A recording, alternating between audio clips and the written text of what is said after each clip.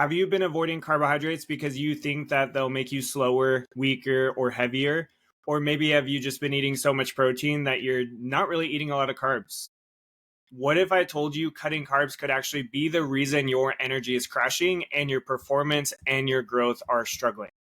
Today, we're breaking down why carbs aren't the enemy, are not, and how they might just be the key to taking your game to the next level. In this episode, we'll cover why carbs are essential for athletes, the best types of carbs for fueling your game, and how to time your carbohydrate intake for maximum energy and recovery. If you're ready to unlock your potential, let's dive in. So, welcome back to the Student Athlete Performance Podcast, where we help you unlock your full potential through better nutrition, better habits, and a better mindset. Let's get into it. So, why are carbohydrates essential for athletes? Carbs are the body's main fuel source. Carbs break down into glucose, which your muscles and your brain use as their primary energy source. Their number one source for energy and their preferred source of energy is carbohydrates, is glucose. Without enough carbs, your body struggles to perform at high intensity. So, when you say you want to get faster, you want to get stronger, you want to be more explosive, you need carbohydrates for that movement. Carbohydrates are best used in more of those explosive movements because it is the most readily source of energy. It is the most ready source in your muscles to be able to use for energy. The difference between carbs and the other nutrients, unlike protein and fats, carbs are stored as glycogen in your muscles and your liver, providing that quick energy. So when we talk about, again, getting faster, getting stronger, having that more explosive type of movements, you need carbohydrates because that is going to help you provide that quick energy to your muscles so that you can perform at your best. Protein and fats, on the other hand, yes, they might be used for energy, but it takes a lot longer to actually use them for energy. And I'm sure you don't want to use your protein for energy. I think you'd rather use that to help build your muscle. So let's focus your primary fuel source to be carbohydrates. Fats also help with that fuel source, but they break down much slower. So you're not going to have fats ready to use for energy right when you start your workout. The fats are going to be used for energy later on in your workouts. If you're doing an hour workout, 2 hour, it's gonna take some time. So you want to have a primary fuel source, something that's going to get you going, and then you might utilize some of those fats later on into those workouts, depending on how long you are working out. So why does cutting carbs hurt your performance? When you are not eating enough carbohydrates, your body has to work a lot harder to convert that protein and fat into energy. So like I said, yes, they are converted into energy. It takes time though. Protein and fat, digestion-wise, it takes longer to break down, and also converting it into energy takes a long time to break down. Carbohydrates, on the other hand, digest typically a lot faster, aside from like fiber and whatnot. And they, again, are broken down a lot quicker into energy, so you can use them a lot quicker. So that's going to be important when we talk about in a little bit here of like fueling your workouts. That is what we're gonna break down a little bit. So, again, if you're having to convert protein and fat to get you the energy you need, it's going to slow you down. It's going to make you feel more sluggish. It's going to make you crash halfway through a workout or a game. And it's really going to limit that recovery process post-workout as well. It's kind of like if you have your car, okay, you have motor oil and you have gasoline. If you try to use motor oil for energy for driving that car, it's going to have some problems. Your motor oil has a job. It's supposed to do its thing, take care of the engine, etc. Your gasoline is supposed to be the energy for your car. It's supposed to take you from point A to point B. So we should be focusing on, again, that gasoline for energy, not the motor oil or any of those other fluids that we're putting into the car. Otherwise, you might not have a functioning car. Now, I know there are some myths around carbohydrates, and so I want to break these down, particularly for athletes. I can go on a lecture about this for non-athletes, but I want to focus on the athletes because that's who we're here for right now. But myth number one is that carbohydrates make you gain weight. Weight gain happens when you eat more calories than you burn. Not because of carbs. In fact, carbs are essential for fueling your workouts, which actually helps you maintain a healthy weight. So if you want to have a good workout, you want to have carbohydrates. you're going to feel a lot better for those workouts, which means you're going to lift more, you're going to be able to run longer, you're going to be able to do the things longer and more effectively. Again, the issue is the calories in versus calories out. Any diet, any restriction, ultimately what it's doing is limiting some sort of energy. It's limiting some sort of calories. If you're fasting, you are limiting calories throughout the day. So yeah, that is why weight loss can happen, is because you are cutting something out. So if you're cutting out carbohydrates, yeah, you're going to lose some weight. Now, you might actually start losing muscle a bit faster. You also might be losing a lot of water weight. And so that's where we want to be really careful with that. The problem that athletes and other people have is not that they're eating carbohydrates, but that they're not eating the right types of carbohydrates. So just like the types of fats and the protein really matters, we really want to make sure we're choosing the right carbohydrates to maximize performance and maximize recovery. I'm going to talk about cravings here in just a little bit, and that's where a lot of people fail. A lot of people struggle is because they're not getting enough carbohydrates, which leads to them craving the sugar, the chips, the quick sources of carbohydrates. So on that note, another myth is I should avoid carbs if I'm trying to lean out. So I have actually been on a few recent calls where some of the athletes are trying to, go on low carb diets, trying to restrict carbs very heavily to lean out, to decrease body fat while trying to maintain muscle. But again, athletes are different. Your sport demands quick energy. It demands a lot of energy. And so that means carbohydrates. You need carbohydrates for that quick energy. And so, avoiding carbohydrates altogether is going to chronically underfuel you, which is going to put you at much higher risk for injury. It's going to make you more sluggish, which means you're not going to get the most out of your workouts. And you're going to have a much higher, you're going to be much more likely to be injured. So sports demand quick energy. They demand carbohydrates. If you want to maximize your workouts, if you want to maximize your performance on the field or on the court, you cannot be avoiding carbohydrates altogether, because avoiding carbohydrates altogether and chronically underfueling, so not getting enough calories in to fuel your workouts, will put you at a much higher risk for injury. It's going to, getting injured is not going to help you towards your goals. If you're injured, you can't really get stronger. It's going to be a lot harder and maybe impossible depending on what you injure. If you're injured, you're going to be more likely to eat things that are not necessarily going to help your performance and your growth. Again, in general, we know that injury is not going to be favorable. So let's not underfuel and let's stop putting ourselves at higher risk for injury. The other piece of these low carb diets, as I just mentioned, is low carb diets tend to lead people to crave sweets more. So I have 3 examples for you guys for this in different contexts, whether you're trying to gain weight, whether you're trying to lean out. And I have a few different stories. So I have one athlete, Ryder, who I was working with, and he was trying to get bigger and stronger. And so he just started eating tons of protein, so much more protein than he was used to. And by doing that, he was naturally cutting out carbohydrates. He was cutting out that energy. And so what happened was, number one, he was not building muscle because he wasn't getting enough fuel in his body.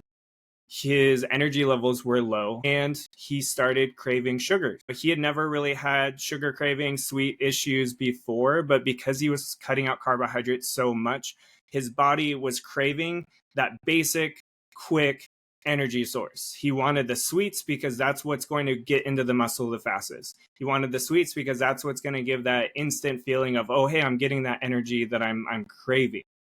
And so once we fixed that and we started getting him more of the complex carbohydrates, started getting him more of the carbohydrates that are going to fuel his performance while getting the protein that he needed, he started getting bigger, started getting stronger, started having more energy, and he wasn't craving sugar, chips, all those things as much. Again, once we got him the right kind of carbs more often, he was craving those sweets a lot less. And then again, I hear the same thing with basketball players. Now, regardless of if you're trying to get bigger, stronger, or you're trying to, whatever, or if you're just trying to maintain, basketball players are super active. One of the guys I just chatted with today is, he is chronically working out. He's always running, always going, all the games, all the travel games, all the everything. He's go, go, go.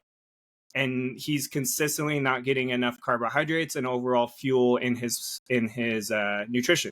He craves sugars. He craves chips. He craves the cereals, those quick forms of carbohydrates. Again, because he's not getting enough carbohydrates in his day.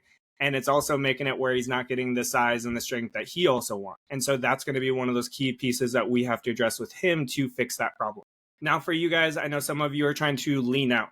For the athletes who are trying to lean out and want to restrict carbohydrates, here's what can happen. The athletes who are trying to lean out and they severely cut carbohydrates and they don't really have a plan, they also start craving sugar more because they are not getting the carbohydrates they need for exercise. And so then they start craving those sugars a lot more. So, again, when we're not getting the energy we need in our bodies, especially as an athlete, we're going to start craving the thing that we're not getting. Same thing with a vegan and iron. If a vegan is not getting enough iron, they're going to start craving beef because beef is the richest source of iron.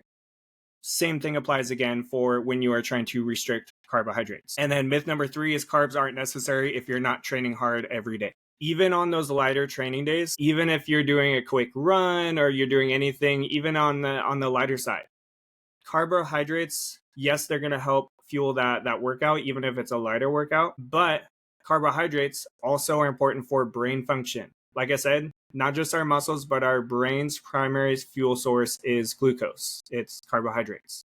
So we've got to take care of that brain. Otherwise, we're not going to be able to be focused. We're gonna ultimately struggle because of it. Now, what are the best types of carbs for athletes? This is where we really need to focus on more nutrient-dense carbs, more complex carbohydrates, things that are going to fuel us, but aren't going to give us this big spike and then crash.